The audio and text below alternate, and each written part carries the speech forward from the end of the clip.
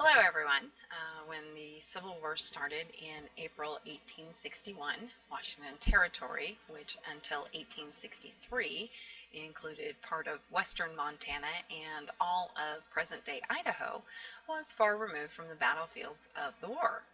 Yet, in response to President Lincoln's April 15, 1861 proclamation to call forth the militia of the several states of the Union, the acting governor of Washington Territory, Henry M. McGill, took steps in May of 1861 to activate a territorial militia. Now, under Colonel Justice Steinberger, organization of a 3-year regiment began on October 19, 1861. Recruitment for the 1st Washington Territory Infantry Regiment took place within the Washington Territory and California. Headquarters for the regiment were initially located at Fort Vancouver. However, they were later moved to Fort Walla Walla. The regiment was stationed throughout the territories of Washington and Idaho, as well as parts of Oregon, and the regiment was used for the protection of settlers, miners, and travelers along the roads from the east. And they also participated with the 1st Oregon Cavalry in expeditions against the Snake and other hostile Indian groups. Additionally, the unit was used to protect the Nez Perce, who were allies of the United States, against any encroachment upon their lands.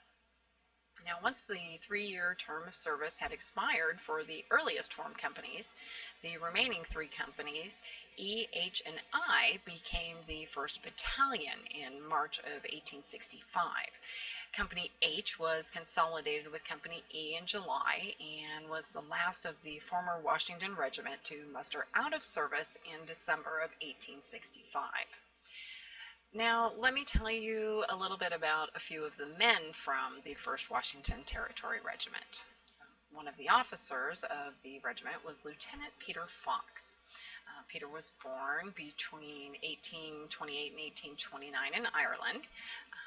1860, Peter was living with his wife Sarah and his children William, Mary, Ellen, Peter, and Joseph in Clark of Washington Territory. Peter enlisted at Fort Vancouver on the 1st of August, 1862, and was commissioned an officer in Company F.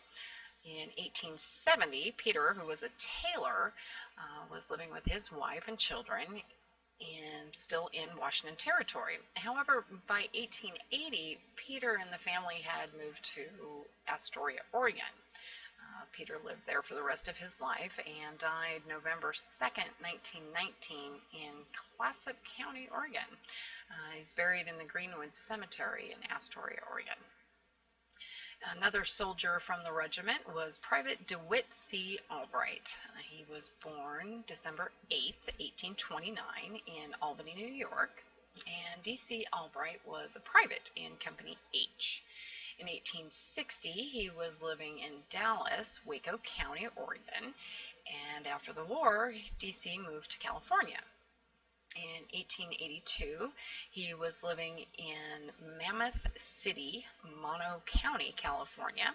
He filed for his pension in December of 1892 in California and was living in Benton, Mono County, California in 1896. Now, while it's impossible to know for certain why D.C. Albright moved to California, the county where he lived was known for its gold rush, and Mr. Albright lived there for the remainder of his life. He died March 20th, 1903, and is buried in the West Line Street Cemetery, Inyo County, California. Another private from the regiment was Private Levi D. Ferguson, who was born between 1828 and 1829 in Pennsylvania. During 1864, Levi was posted at Fort Walla Walla. At some point after the war, Levi moved to Stevens County, specifically the Spokane Indian Reservation.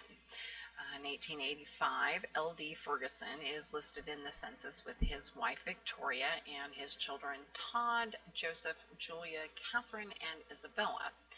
And during this period of time, living on the Spokane Indian Reservation would have been stressful for anyone. The boundary lines of the reservation were constantly shifting. Now, a large number of people moved to another reservation, and relations with the United States, while settling down, were far from harmonious.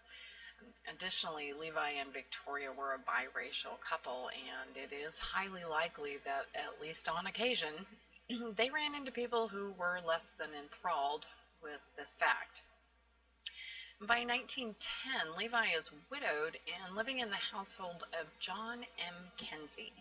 Now, what I found most interesting about this piece of information is that Levi's children were actually landowners and living very close to him on the Spokane Indian Reservation. So I'm wondering why he wasn't living with one of them. Now, our final private from the regiment was Private John Francis Frazier. He was born in 1830 in Washington Territory, and he was 18 when he enlisted in Company E on September 29, 1848. John applied for his pension in 1907 from Washington State, and although it's been impossible for me to pinpoint John's exact location, it is entirely possible that he is one of the many John Fraziers listed in the Seattle, Washington phone book and city directories during this time period.